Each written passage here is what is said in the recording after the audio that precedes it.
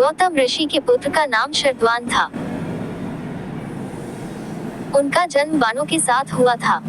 उन्हें वेदाभ्यास में जरा भी रुचि नहीं थी और धनुर्विद्या से उन्हें अत्यधिक लगाव था। वे धनुर्विद्या में इतने निपुण हो गए कि देवराज इंद्र उनसे भयभीत रहने लगे। इंद्र ने उन्हें साधना से डिगाने के लिए नामपदी नामक एक देवकन्या को उनके पास भेज दिया। उस देवकन्या के सौंदर्य के प्रभाव से शरद्वान इतने कामपीड़ित हुए कि उनका वीर्य स्खलित होकर एक सरकंडे पर आ गिरा। वह सरकंडा 2 भागों में विभक्त हो गया, जिसमें से एक भाग से कृप नामक बालक उत्पन्न हुआ और दूसरे भाग से कृपी नामक कन्या उत्पन्न हुई। कृप भी धनुर्विद्या में अपने पिता के समान ही पारंगत हुए। भीष्म जी ने इन्हीं कृप को पांडवों और कौरवों की शिक्षा दीक्षा के लिए नियुक्त किया और वे कृपाचार्य के नाम से विख्यात हुए। कृपाचार्य के द्वारा पांडवों तथा कौरवों की प्रारंभिक शिक्षा समाप्त होने के पश्चात अस्त्र शस्त्रों की विशेष शिक्षा के लिए भीष्म जी ने द्रोण नामक आचार्य को नियुक्त किया। इन द्रोणाचार्य जी की भी एक विशेष कथा है। एक बार भरद्वाज मुनि यज्ञ कर रहे थे। एक दिन वे गंगा नदी में स्नान कर रहे थे। वहां पर उन्होंने घृताची नामक एक अप्सरा को गंगा स्नान कर निकलते हुए देख लिया। उस अप्सरा को देखकर उनके मन में काम वासना जागृत हुई और उनका वीर्य स्खलित हो गया, जिसे उन्होंने एक यज्ञ पात्र में रख दिया। कालांतर में उसी यज्ञ पात्र से द्रोण की उत्पत्ति हुई। द्रोण अपने पिता के आश्रम में ही रहते हुए चारों वेदों तथा अस्त्र शस्त्रों के ज्ञान में पारंगत हो गए।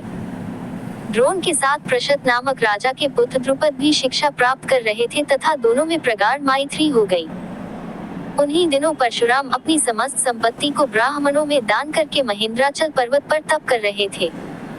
एक बार द्रोण उनके पास पहुंचे और उनसे दान देने का अनुरोध किया। इस पर परशुराम बोले, वत्स, तुम विलंब से आए हो। मैंने तो अपना सब कुछ पहले से ही ब्राह्मणों को दान में दे डाला है। अब मेरे पास केवल अस्त्र शस्त्र ही शेष बचे हैं। तुम चाहो तो उन्हें दान में ले सकते हो। द्रोण यही तो चाहते थे, अतः उन्होंने कहा, हे गुरुदेव, आपके अस्त्र शस्त्र प्राप्त करके मुझे अत्यधिक प्रसन्नता होगी, किंतु आपको मुझे इन अस्त्र शस्त्रों की शिक्षा दीक्षा देनी होगी तथा विधि विधान भी बताना होगा। इस प्रकार परशुराम के शिष्य बनकर द्रोण अस्त्र शस्त्रादि सहित समस्त विद्याओं के अभूतपूर्व ज्ञाता हो गए। शिक्षा प्राप्त करने के पश्चात द्रोण का विवाह कृपाचार्य की बहन कृपी के साथ हो गया। कृपी से उनका एक पुत्र हुआ। उनके उस पुत्र के मुख से जन्म के समय अश्व की ध्वनि निकली, इसलिए उसका नाम अश्वत्थामा रखा गया। किसी प्रकार का राजाश्रय प्राप्त न होने के कारण द्रोण अपनी पत्नी कृपी तथा पुत्र अश्वत्थामा के साथ निर्धनता के साथ रह रहे थे।